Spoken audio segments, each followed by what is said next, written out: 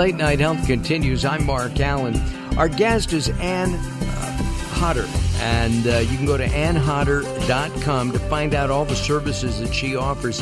She offers counseling. She offers sex education of a variety of kinds, everything from toys to developing intimacy.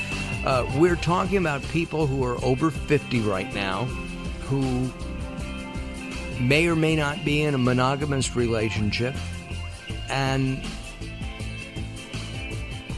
go out into the dating world. I just can't imagine doing that again, personally.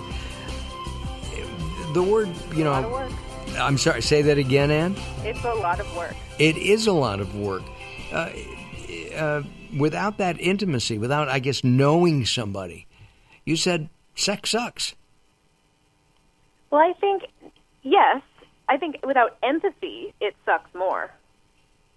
I think that's the most important part, being able to be in touch with how you feel, but also be able to empathize with your partner. It makes sex just that much better. Yeah, absolutely. But that takes time. It can. Well, here's the thing. So intimacy is one of those things where it can take time to sort of cultivate it and develop it, and it means that you and your partner are sort of committed to trying to get close together.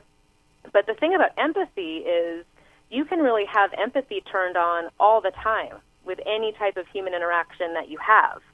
So all that really means is you are in tune with other people around you. So you can put yourself in other people's shoes relatively easily, relatively quickly, even if you have never met them before.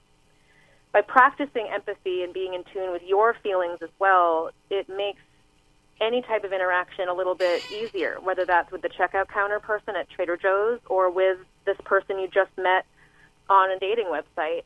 And so I would say one of the most important parts of getting back onto the dating scene is to see how your empathy is. How easily can you connect with how you feel and how you can picture other people feeling? And give me a definition, your definition of empathy. I think you just did, but... Well, I guess, yeah, this might not sound, as eloquent and neat and tidy, but I really just, empathy is being able to tune into how other people may be feeling in a situation.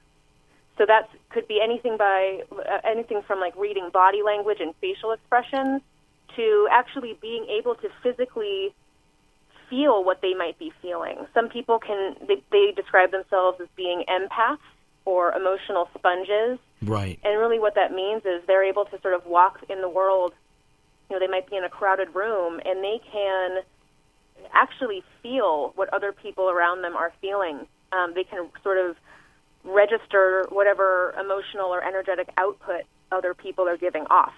And some people are so empathic and so spongy that they actually have to limit how much time they spend in big, crowded public areas because it can be really socially overwhelming. Absolutely. So there's definitely work you can do to manage that.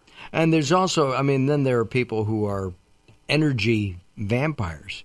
And I think I've heard those stories. You go on you meet somebody and they literally sap your energy from you. Mm-hmm.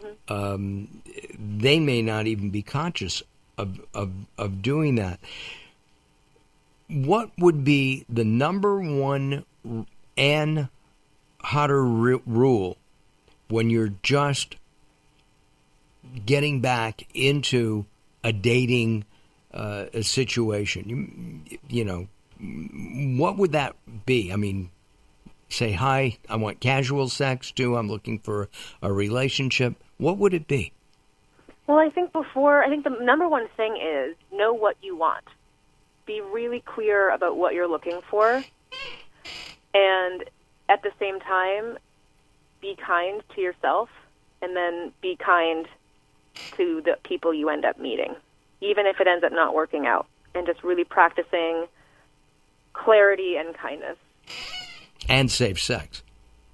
Well, of course, but I have a whole special workshop on safe sex because the idea of what safe sex is today is very different from what it used to be described as in the 90s and in the 60s. And at this point, I always suggest define what safe sex means for you. What are your boundaries? What is important to you? Do your own risk management, you know? So it's like, what do I need to worry about pregnancy? No? Okay, fine. What do I need to worry about and be conscious of? Do I feel like condoms are a number one most important thing in my sex life? Okay, great. If yes, then that is your definition of safe sex, and it can stay that way even if someone you might be dating is trying to challenge that. Maybe someone else has a different idea of what safe sex is for them, and they're allowed to have that definition. But what's really important is if you're going to enter some sort of sexual relationship with someone, it needs to be really clear before any clothes come off that you're both on the same page about what kind of experience you do and don't want to have. We're going to have Anne back. She doesn't know this. We'll have her back in a little while, maybe after the first of the year. Maybe, just before New Year's, because that's when a lot of people they want a date for New Year's. So that's when we'll bring this back up and have Anne come back on. Again, AnneHodder.com, AnneHodder.com. And we have to go, but we appreciate your time and look forward to talking to you again soon. I'm Mark Alyn. Sorry about that. I'm Mark Alyn, along with the insane Daryl Wayne. We return. We're going to talk about the flu. Don't go away.